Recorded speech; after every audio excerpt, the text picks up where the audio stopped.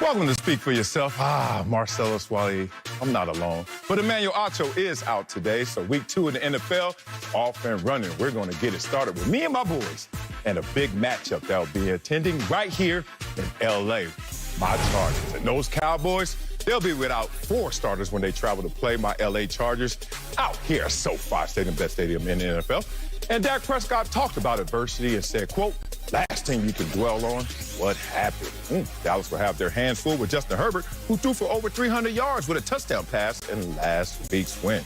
Joined now by Bucky Brooks and Slick Rick the Bucher. So, Slick, are you more confident in Dak Prescott or Justin Herbert this weekend? Celis, am more confident in Justin Herbert by a long stretch. And it has less to do with a referendum on the 2 quarterbacks, Dak versus Justin, as it does what they face. I believe in Dak. I just don't believe in what Dak has to overcome in order to get a victory this weekend. So I look at it, look, all the challenges. Number one, you mentioned it, the four missing Cowboys. You're missing their 2 defensive starting defensive ends. You're playing on the road. But it goes a little bit deeper than that. It's also, I said, it's not a complete referendum on the 2 quarterbacks. But it's a bit of a referendum on the 2 quarterbacks because there just seems to be something about Justin Herbert. I saw the piece that Manuel Acho did the other day about quarterbacks who just find a way to win. And he didn't mention Justin Herbert, and I felt that he should have because Herbert is putting himself in that camp. He had a mixed bag against the Washington football team.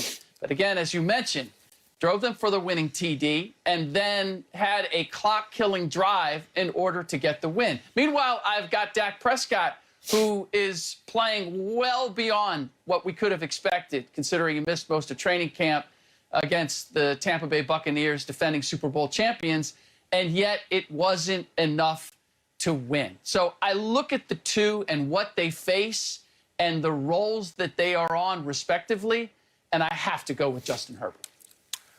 I am with you right there because it is Justin Herbert. And everyone knows my affinity for Dak Prescott. He's on my Mount Rushmore in terms of protected players. You can never say anything bad about him. So I won't say anything bad about Dak Prescott. I'm going to say some good stuff about Justin Herbert. Good Lord. Woo! Justin Herbert, sneaky 5-game winning streak going back to last year. Justin Herbert, sneaky in those 5 games, 71% completion percentage, 105 passer rating, 9 touchdowns, 2 interceptions. Sneaky excellent is Justin Herbert. Now, Dak Prescott, I have to use you against you, Dak. This is not me talking bad about you. It's just showing you that you are not perfect. Dak has lost 12 of his last 19 games, y'all. Despite his passing yards going up, despite him playing great football at times. But it's not just about Dak Prescott showing out. It's about the Dallas Cowboys showing up, and that's the problem. In the last 54 drives Dak Prescott has had as the quarterback of the Dallas Cowboys, he's had the ball only twice leading in those drives. Dak Prescott is on a team that is not supporting his excellence. Where if you look at Justin Herbert, he's on a team that is emerging to be excellent. Dark horse to make the playoffs and dark horse as a Super Bowl contender. Justin Herbert continues to play the position the way he's playing the position. He is going to be one of the elite quarterbacks in our game. But I'm going to just simplify this. This is about who has the greater capacity to play the position. As much as I love you, Dak, you do have a lower ceiling than Justin Herbert. And it's starting to show, and it's starting to show fast. Now, if the team can stay healthy around the Chargers like they have so far, the Chargers are going to be something to reckon with. And Dallas is already dealing with the injury bug. So for that reason, on top of the fact that Dak of late has not been supported fully, it's Justin Herbert. Yeah, I mean, I understand you guys having the love fest for Justin Herbert. He was the offensive rookie of the year, and he deserves to have his props. However, I feel like you're not giving Dak Prescott the flowers that he so deserves. When I think about Dak Prescott coming off a 400-yard game, he's had 8 400-yard games since in his first 6 seasons, only behind Dan Marino, who had 9. And so when we're talking about Dak Prescott, we need to begin to get comfortable and talk about Dak Prescott in the conversation of legend. Because what he's doing, he's putting up legendary numbers doing it when he doesn't have everything around him. And so when we talk about Dak Prescott, not being afforded all the things that other quarterbacks are, well, I think this situation is right because we always judge quarterbacks on their ability to put the offense on their back. But Dak Prescott has shown that he can put it on their back. So if this game turns out to be a shootout, which it may have to be for the Dallas Cowboys to win, I feel fully confident that Dak Prescott can go to the shootout and win it. Last week, he went to the shootout with Tom Brady and fared well. This week, if he has to go against Justin Herbert, he'll fare well as well. Bucky, I love the way you walked that around there. Yeah. He was in a shootout with Tom Brady, and he fared well. He fared well. He was there. He did his job. Yeah. He didn't win. And ultimately, look, the numbers and what Dak Prescott is doing is very impressive. But I can't help but feel like they're a bit of empty calories because are they resulting in wins? And you can look at it and say, well, that's because he's not getting enough help. The defense is good at whatever it might be. If those numbers aren't resulting in victories, and if I look at the last five games that Justin Herbert has played, Marcellus mentioned it, 5-game winning streak. Last 5 games that I've seen with Dak Prescott, he's only beaten 2 teams, the Falcons and the Giants, and he's lost the other 3. And those numbers have all been sensational. But ultimately, if they don't translate into wins, then I'm not buying it. And I can say that I have more confidence in Justin Herbert because whatever the numbers are going to be, I feel as if they're going to produce the ultimate result, which is a win. And the big picture is, Dallas Cowboys feel cursed. I mean, we got an offensive lineman now having a heat stroke on Thursday. It seems like every day something happens that is sending them in the wrong direction. And Dak Prescott can be as optimistic as he wants, and he can be the one shining thing that is sticking around this year. But with everything else that's going on with the Dallas Cowboys, it just doesn't feel like they're giving him the opportunity to win with everything that he's doing.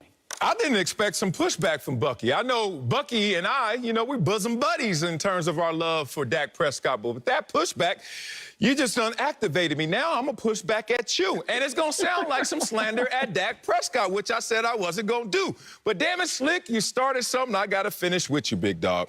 You talked about the last 5 games for Dak Prescott. Forget all that. Let's talk about the last 3 games in focus because he's lost those last 3 games. 57 passing attempts, 58, 472 passing yards, 502, 403. You would think Dak Prescott done did something.